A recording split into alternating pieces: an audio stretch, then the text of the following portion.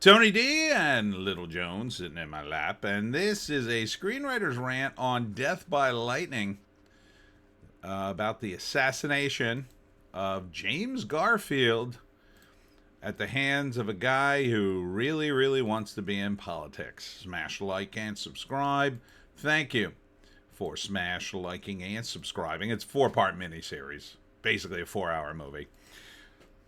Check out my books. The links are in the description. Comedy horror in South Jersey. It's the Pineys books 1 through 18. Available at Amazon.com. Don't forget, Kindle Unlimited is free. So Garfield was one of our presidents that was eliminated. The immediate question I have is this going to be a parallel to the modern day? I don't know. I mean, he was legitimately assassinated. There's Nick Offerman, of course, who always ends up in these sorts of political movies as the kind of political guy who's often very based. I'm not sure who he is in this, but I think you're gonna see a lot of corruption in the government and a lot of frustration. It also plays an old song to get you to listen to it. I love to change the world. That song. Michael Shannon is Garfield. I mean, it looks pretty good. It kind of looks like a comedy, though, too. This looks like it takes place in the more modern day. Guy's got a different kind of hat on. So November 6th on Netflix. Not sure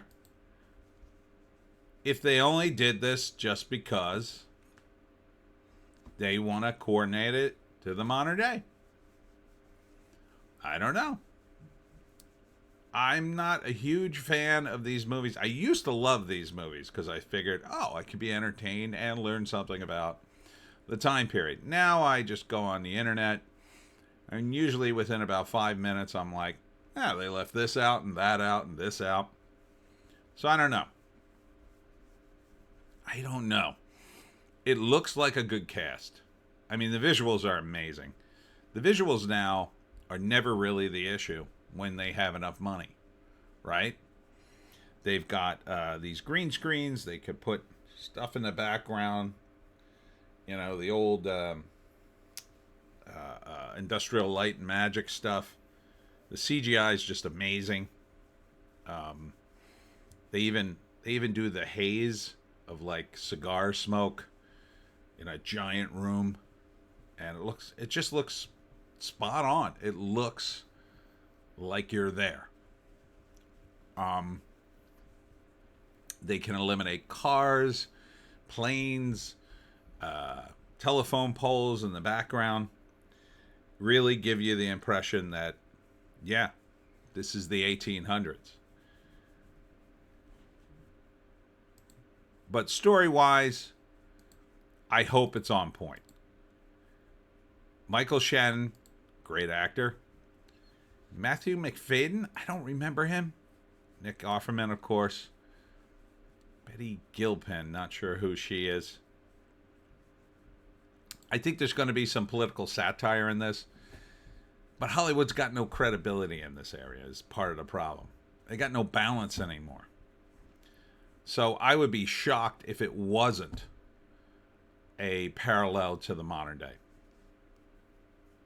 I'd be blown away if somebody told me, you got to watch this thing. It's amazing. It's totally historically accurate and everything. That would surprise me. First act, Garfield is elected president, or probably has just been elected. At the same time, Charles Gatineau is the man who shot him, wants to be a part of the great man's administration. He goes to Washington, and I read a little bit of his background, and he genuinely tried to be a part of things. But he wasn't really politically connected. He didn't have much luck. He asked for too much, and he wasn't. So he ended up deciding to go the other way. Some speculate that he was a narcissist, a schizophrenic, a sociopath. Very well could have been true. He could have just gotten mad and decided, that's it. I'll show this guy. And really, that's not... And then, you know, it's the fallout afterwards, and you get to hear what happened after Garfield and who took over and what happened. And the various actors who played historical figures, well, what happened to their characters? Or the historical figure, I should say. The end. I think it's going to try to be a political satire. I don't know.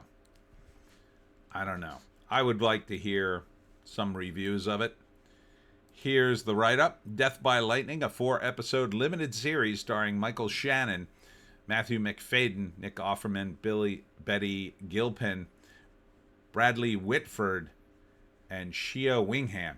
Premieres November 6th, only on Netflix.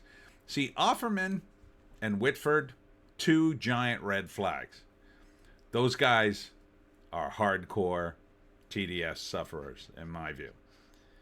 So the question is, would they be, but they are actors, would they be in an accurate historical portrayal, or were they attracted to this project because it ties into the modern day and criticizes modern politics as well, in some way?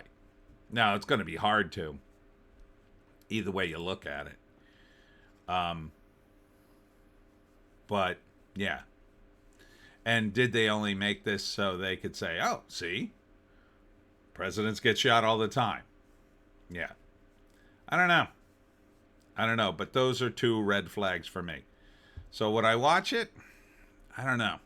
I'd like to hear some reviews from reliable sources that I like, that, number 1, it doesn't suck, and number 2, that it's at least somewhat historically accurate and doesn't suddenly, you know, take a weird turn into the modern day, you know, and make it again about Trump. But we'll see. Anyhow, that's it for me, Tony D and Little Joan. Sorry I had to bail on Lakewood. That was the Halloween hullabaloo today. I actually went. On the way up, it started to rain. I got there, and it wasn't raining. And I was like, hooray, it's a Halloween miracle. And then I set up my tent, and it poured for like 30 minutes. And it just was too rainy for me. So I packed up and left, unfortunately.